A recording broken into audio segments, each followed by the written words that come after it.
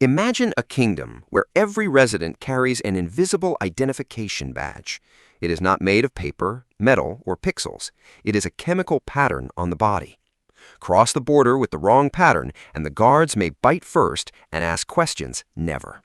Yet, one small butterfly caterpillar can fall out of a plant, reach an ant nest, and be carried inside as if it belongs there. This sounds like an invasion, but hijack is only the metaphor. The real story is stranger. The caterpillar exploits the sensory rules ants already use to recognize their own colony. Ants do not identify nestmates with one secret molecule. They use blends of cuticular hydrocarbons, waxy compounds on the surface of their bodies. Workers sample these chemicals with their antennae during close contact.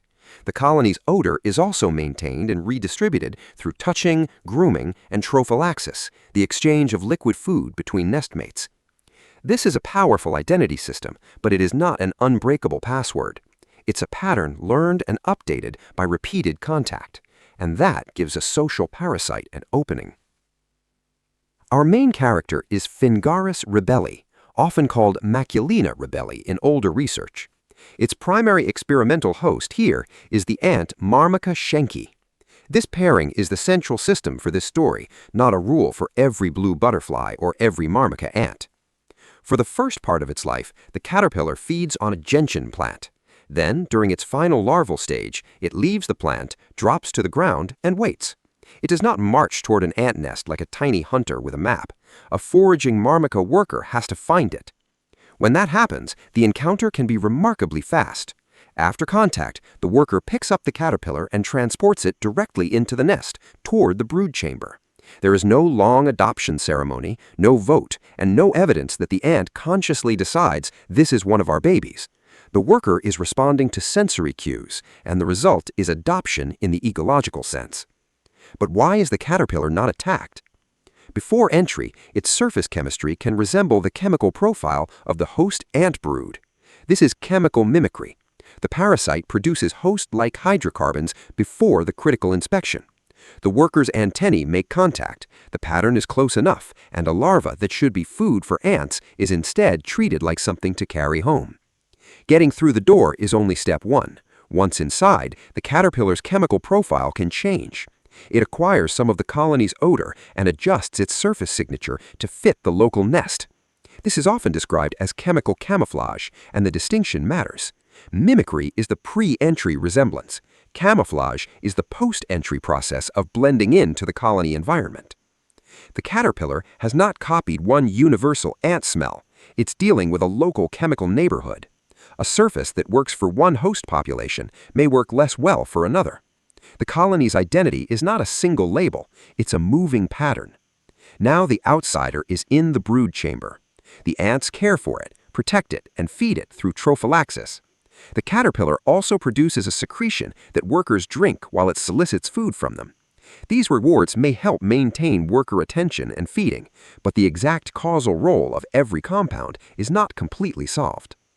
This is the point where the parasite stops merely passing his brood and starts receiving the colony's investment.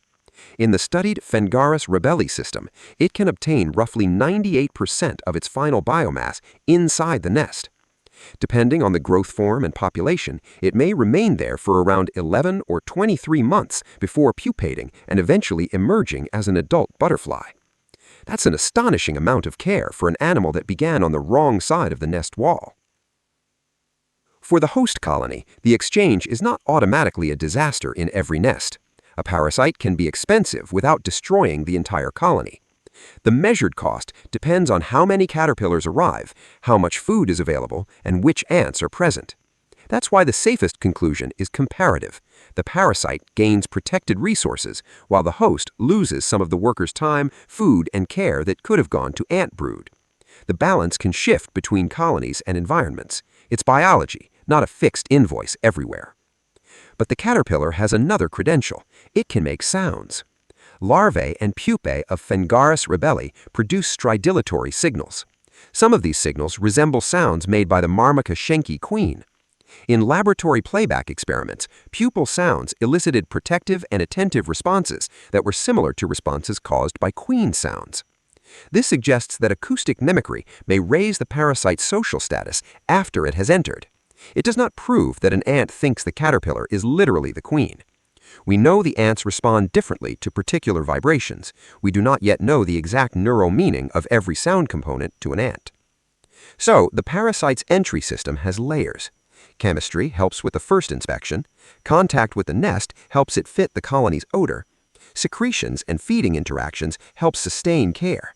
Later, acoustic signals may make that care especially valuable. The result is not mind control. The ants are not receiving commands from a butterfly larva. Their normal sensory machinery is producing normal social responses in an unusual context. Evolution has shaped the caterpillar to fit those responses, and the colony pays the price. Workers spend time and food on the parasite.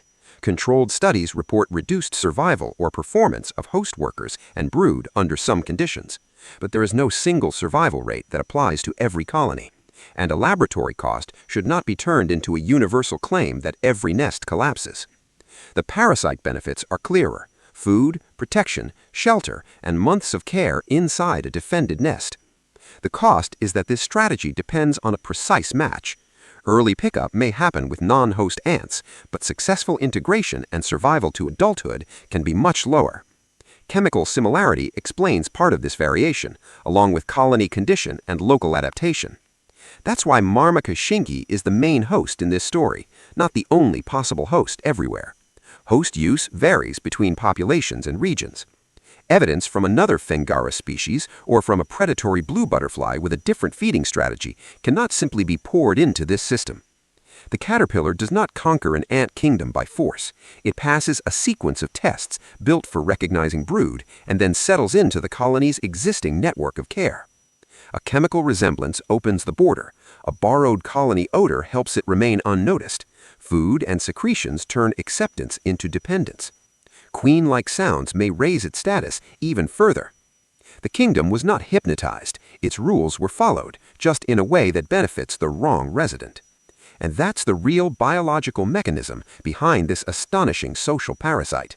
Not conscious espionage, not a butterfly commanding ants, but evolution finding a way to fit an outsider into the sensory and social machinery of a living colony.